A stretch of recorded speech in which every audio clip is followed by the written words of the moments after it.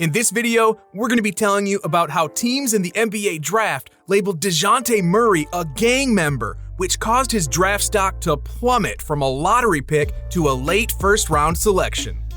Dejounte Murray was born on September 19, 1996 in Seattle, Washington. He first began his basketball career at the University of Washington. During his freshman year with the school in the 2015-16 season, he was named to the second-team All-Pac-12 and the Pac-12 All-Freshman team. He was able to be named to those teams after an exceptional year, which saw him start in all 34 games played while averaging 16.1 points, 5.9 rebounds, 4.4 assists, and 1.8 steals per game in just over 33 minutes per contest. He felt so good about his premier season that he decided to skip the remaining 3 years at the school and declare for the NBA draft quickly. That decision was first announced on March 23, 2016, and just a few months later, on the 23rd of June, he was selected to an NBA team. The San Antonio Spurs were the team that took the chance on him with the 29th overall pick in the first round of the draft. He ended up suiting up for the Summer League that offseason and officially signed his first NBA contract on the 14th of July. As expected, Murray played great during his time in the Summer League, but was still thrown around between the team's official NBA roster and the team's G League roster, with him actually playing in 15 games for the G League Spurs team before being brought back up.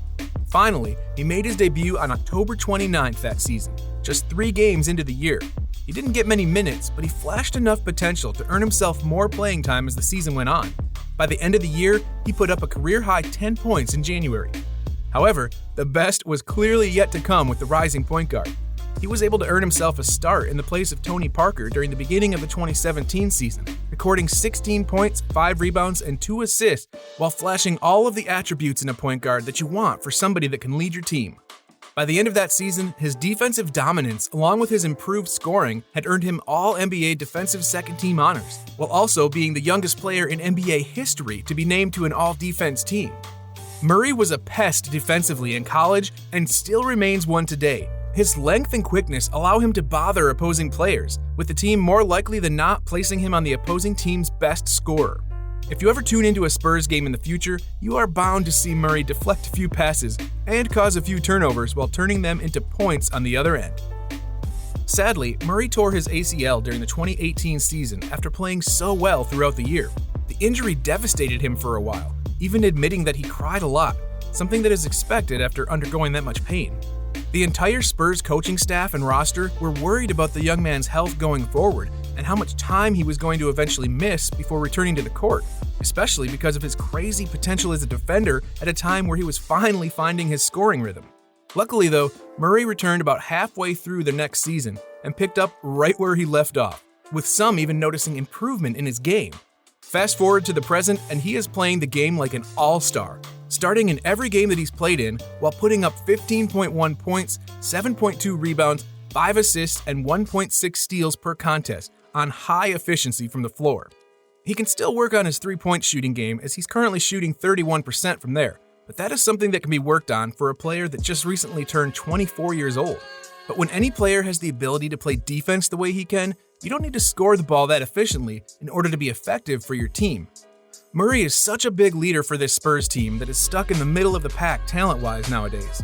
While they can trade him and pick up a huge haul for him, chances are they're going to regret losing a player like him who could end up improving even more and put up MVP numbers throughout his career. However, it wasn't always easy for Murray off the court. Before he was drafted to the league, many officials in the NBA had considered him a gang member prior to the draft. Dejounte had opened up about the entire situation last year and claimed that he became active in his street at just 11 years old. He went even further to say that he wasn't just roaming around either. When he arrived on the block, people instantly knew who he was by name.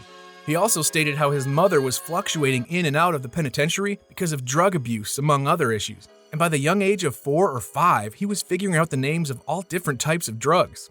Because of his time on the streets and recognition of drugs and guns, he eventually spent some time in juvenile detention, as you would expect. It was such a difficult situation for him as a person, especially because he didn't choose that life but merely fell into it growing up. That was until he went to high school and met NBA veteran Jamal Crawford. Crawford was a very experienced NBA player who specialized in scoring the basketball at a high clip, at attacking the rim and sitting behind the three-point arc and splashing a three. He also graduated from Rainier Beach High School, which is where the connection between him and Murray first came to life. Crawford realized the potential that Murray had and encouraged him to get himself to the gym as often as he could to better his grades in school and to get himself off the streets if possible. Crawford gushed about his ability on the court and even told the young man that he could make it to the NBA if he put his mind to it. When he got out of juvenile detention in that sophomore year, all of his focus went into basketball. As mentioned before, he went to Washington after being a very highly recruited player. Now, Crawford remains in touch with the star young guard and often gives him encouraging text messages and calls to keep him going forward. He also gets motivation from the Spurs head coach Greg Popovich to keep him in check and motivate him to do better, with Murray even saying that he's been a father figure to him lately. By the time he declared for the draft, many teams were interviewing him and promising him that he would be a lottery selection. But the day of the draft, the rumors started swirling of him being a gang member and having some type of affiliation that he was not a part of anymore. Murray had this to say over the subject. "I get promised by multiple teams that I'm going lottery, and then the day comes and I get judged for stuff I did when I was 13, 14, 15, and I felt some type of way." He went on to say that he was incredibly thankful for the opportunity that the Spurs gave him, saying that San Antonio told him that they don't see his past, but rather a young man who is talented and needs guidance and a chance in his life. As we all know, they were the team that officially gave him that chance, and he's making the most of it, not being in the streets anymore and flourishing on the court with the Spurs.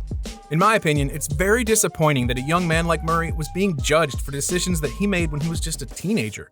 Those teams that interviewed him knew that he wasn't a part of that anymore, and he was doing his best to improve himself all around.